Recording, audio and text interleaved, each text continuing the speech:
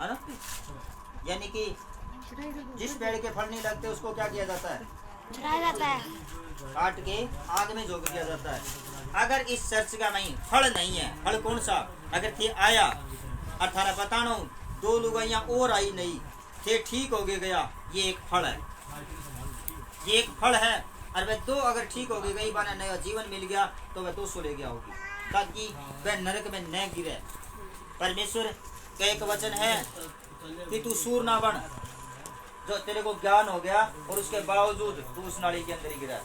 तू कुत्ता ना बन, जो तूने एक बार थूक दिया दोबारा उसी के चाट रहा है ना। आपने परमेश्वर का आपने ताकत दे रखी है, परमेश्वर वो महान है, परमेश्वर और जिंदा परमेश्वर है, वो सब कुछ करने की ताकत रखा है, सामर्थ्य उसके पास में, मुर्दों को जिंदा कर सकता है वो। आपने उपवास विश्वास और प्रार्थना तीनों चीज अटल रखनी है, ट्राई करके देखो, जो आपको आज तक नहीं मिला वो अभी आपको परमेश्वर देने वाला है। ताड़ी बजाओ परमेश्वर। क्या बोलते सुनाओ, अच्छा जी सुनाओ, जिनकी गवाही लो।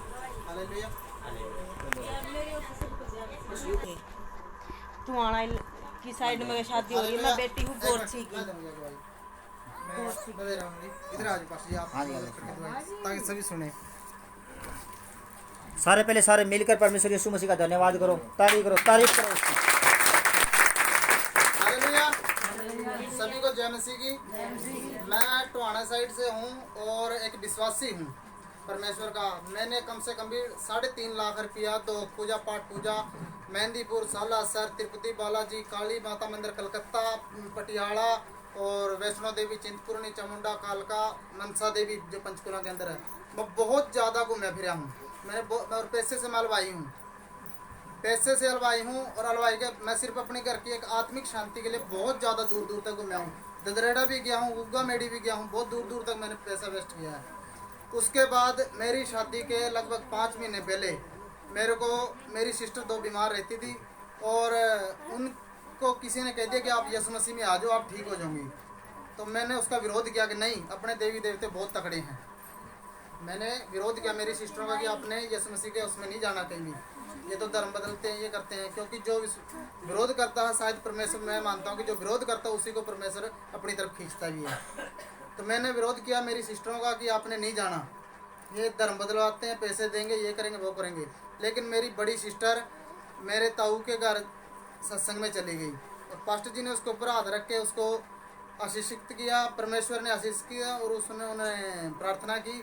उसको 60% से ज़्यादा पहले दिन ही फायदा हो गया। उसके बाद एक दिन फिर वो लुक छिप के चली गई, उसको बहुत ज़्यादा ब्लेस हुआ। क्योंकि मेरी सिस्टर को इतनी ज़्यादा दुष्ट आत्मा का वो था उसके ऊपर प्रकोप कि उसको अगर गांव के अंदर किसी की मृत्यु होनी, उसको एक दिन पहले पता लग जाता था कि गांव में फलाना आदमी मरेगा। अपने की बीते की बात है, उसको एक दिन पहले पता लग जाता कि फलाना आदमी मरेगा। इतनी ज़्यादा उसको दुष्ट आत्मा सता कर दी। तो क्या हुआ, मेरी शादी से मेरी सिस्टर को बहुत सपने आने और पहला जो उसको पता लग गया करता भविष्यवाणी हो करती काम की, वो आनी बंद। मैं हरियाणवी भाषा में बोलूँगा जी, पहले मैं हिंदी बोल। तो उसको पता लग गया, पहले पता लग गया करता। उस जो पास्टर जी के प्रार्थना करने के बाद उसको कोई भी सपना या किसी की चीज़ का कोई पता नहीं लगा और वो तंग रहती थी, बीमार रहा करती। उसको बहुत ज़्यादा छुटकारा मिला। वो बोली भाई मैं इस तरह छुटकारा है, मैं बहुत ज़्यादा चंगी हुई हूँ, भी आप विश्वास करो। तो मैंने कहा ठीक है भी आप ना उनके घर जाके प्रार्थना करवा करो, अपने घर पे मत बुलाना पास्टर को। ये सच्चाई है जी, तो मेरी जिंदा गवाही है ये। मैंने कहा कि आप उन्हीं के घर जाके दुआ करवा के आ करो, अपने घर आके पास्टर को मत बुलाना। दूसरी तीसरी बारी छोटी लड़की भी चली गई। छोटी लड़की भी लीवर की प्रॉब्लम थी उसको, वो भी बीमारी रहा करती अक्सर। मेरी 2 सिस्टर हैं, दोनों ही ढीली रहे और उन्हीं की चंगाई के लिए मैं दर दर घूम के आऊँ, मंदिर मस्जिद गुरुद्वारे बहुत दूर दूर तक मैंने पैसा वेस्ट किया, वो ठीक नहीं हुई। तो दोनों लड़की गई, दोनों को चंगाई मिली, दोनों बोली भी हम तो यीशु मसीह में आएंगे, हमारे को बहुत ज़्यादा राहत मिली, हम गोलियाँ खा खा के दवाई खा खा के थक गए। माँ भी ठीक है, तो हम आगे तो आगे ठीक है। उसके बाद कुछ दिन के बाद भी मैं विरोध भी करता रहा, बहुत करता रहा। क्योंकि मैंने ऐसे जगह बना रखी थी, पास्टर जी ने जैसे ये पर्दा लगा के मैं 2 पूजा करा करता उधर अपनी अलगता है। मैं मेरे पिताजी को भी उधर हाथ नहीं लगाने दिया करती कि आप शराब पीते इधर हाथ मत लगाना, मैं तो 2 पूजा करता हूँ। तो क्या हुआ कि मेरे को भी थोड़ा ये लगा कि तू तो पूजा भी करा है, सब कुछ करा है, इनसे तेरी सिस्टरों को फायदा नहीं हुआ और इतनी इतनी दूर तू चढ़ावे चढ़ा के आया है। इनसे फायदा नहीं हुआ, उधर जाने से फायदा हो गया। तो तुम भी एक दिन जाके सुनी इनको क्या बकवा है, क्या फूंक मारे इनके, क्या फूंक मारे इनको, क्या बका रहे हैं। मैं एक दिन उनके साथ चला गया और साइड में बैठा रहा, सोच रहा था कि अगर ये मैं मौका ढूंढ रहा था भी पास्टर कोई ऐसी बात बोले धर्म बदलने वाली या कुछ और सी, तो उसका मैं मुद्दा उठाऊं और यहाँ बहस करूं। लेकिन ऐसा कुछ भी नहीं हुआ, बहस नहीं हुआ बाद में, बल्कि थोड़ा थोड़ा मेरे को खुद भी आत्मिक शांति मिलने लगी। पहले बारी ये, दूसरी बारी फिर गया, तीसरी बारी फिर, तीसरी बारी जाने के बाद मेरे को कुछ अच्छा लगा, कुछ अच्छा लगा। तो मैं भी सोचा कि इन झूठी विडंबनाओं को छोड़ के तू भी एक सच्चाई की तरफ जाके देख। मैं सच्चाई की तरफ गया, मेरी शादी हुई, शादी में भी जो भी तंगियाँ थी, परमेश्वर कुछ थी तंगियाँ मेरी, लेकिन परमेश्वर ने मेरे को महसूस नहीं होने दिया कुछ भी, अपने आप इंतजाम हुए। मेरे को कुछ नहीं पता कि कहाँ से क्या हुआ। एक तो ये गवाही, दूसरी बात मेरी शादी को 7 महीने हुए थे और करवा चौथ का व्रत, अभी थोड़ी देर पहले पास्टर जी उपवास के बारे में बता रहे थे, करवा चौथ का व्रत रखा। मैं पैसे से हलवाई हूँ, मेरे पास बड़ी बड़ी मिक्सियाँ, ग्राइंडर सब कुछ है। तो मैंने इसको काजू बादाम किसमिस सब कुछ पीस के बढ़िया बढ़िया व्यंजन बना के दिए।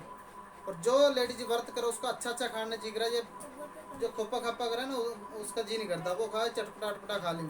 इसने फल फ्रूट तो खाए, वो जो पिसा हुआ था ना मेवे पिसे हुए थे, इसने फ्रिज के ऊपर रख दिए और ऊपर कपड़ा नहीं दिया। उसके ऊपर मक्खियाँ बैठी और मक्खियों को खाने के लिए छिपकली आई, छिपकली ने उसके बीच ही अपना कंदमूल किया, उसने जो भी पेशाब वगैरह किया उसने बीट करी है जो भी। अगले दिन इसने खाया, खाते इसके शरीर में त्रेड़ा फट गई। अगले दिन खाया, त्रेड़ा फट गई। मैंने 12 दिन में 12,000 रुपया और 12 टेस्ट करवा दिए, 12 दिन में 12,000 और 12 टेस्ट। उसके बाद एक जो इसार बस स्टैंड के पास खेतान है, खेतान हॉस्पिटल, असबड़ी खेतान, उसने इसके 5-6 टेस्ट एक ही दिन में करवाए। उसने दवाई दी कुछ हद तक और कुछ हमने दुआ प्रार्थना भी करवाई, कुछ हद तक इसको राहत मिली। लेकिन इसने कम से कम 2.5-3 महीने दवाई खाने की वजह से पेट इतना बड़ा हो गया और पेट में दर्द है, मेरे पेट में दर्द। उन दवाइयों का वो बहुत ज़्यादा डेंजर दवाई थी, क्योंकि शरीर इसने अपने कपड़े फाड़ लिए, 3-4 सूट और सलवार फाड़ दी थी खास कर करके, इतना बुरा हाल हो गया था। तो हमने दुआ प्रार्थना कराई, पास्टर जी ने ऑलरेंटिक वाटर लगाया, अपने तेल लगाया, जल दिया, प्रार्थना करके उसका हमने सेवन किया, हमें राहत मिली। जब इसके पेट में दर्द है तो मैंने इसके फतेहाबाद और हमारे पास एक कुला शहर है छोटा सा, उसमें टेस्ट करवाए। तो डॉक्टर ने बोला कि आप जल्दी से जल्दी इसकी बच्चेदानी निकलवा दो, जबकि हमारी शादी को 7 महीने कुछ दिन हुए थे। उन्होंने बोला कि इसकी बच्चेदानी निकलवा दो, ये कैंसर की पीड़ित हो जाएगी। 97% बच्चेदानी डैमेज होगी गोली दवाई की, जब फूकेगी अंदर ही। तो आप बता दो भी 97% जिसकी बच्चेदानी खत्म हो जाएगी, एड्डा बच्चा कहाँ से ले आएगी। 97% डैमेज। तो हमारी चर्च के अंदर पास्टर मीटिंग थी, पास्टर मीटिंग तो हुआ पास्टर जी, पास्टर मीटिंग थी, कम से कम भी 16-17 पास्टर आए हुए थे, ज़्यादा थे वैसे, मैं 16-17 मैन बोल रहा हूँ, 16-17 पास्टर आए हुए थे। हम दोनों जी गए, हमने सेवा की, उनका खाना बनाया, उनके लिए चाय पानी किया और हम बैठ गए दोनों, क्योंकि पास्टर जी को हमें बता दिया कि पास्टर जी हमारे साथ ये मुसीबत घट गई, दवाइयों की वजह से इसके ये नुकसान हो गया। तो इसको ये भी गए हम दोनों। अब पता जिस लेडीज के अंदर कोई कमी हो जो और उसका घर परिवार को उसको थोड़ा कोई काम धंधे के भी थोड़ा गुस्से में कह देगा ना, तो वो बैठ के रोने लग जाए कि हाँ मेरे अंदर तो कमी है और वो इसलिए ये तो मेरे को भगाने की सोच रहे हैं। ये काम इसने भी किया, ये मेरी पत्नी है। मैं अगर इसको थोड़ा गुस्से में कोई काम भी बोल देता था तो जाके रोने लग जाती थी, हाँ तेरे तो मेरी कमी का पता लग गया और तू मेरे को छोड़ेगा। ये सच्चाई है, मौके पे मौजूद है, आप पूछ सकते हो कि झूठी गवाही नहीं अपनी।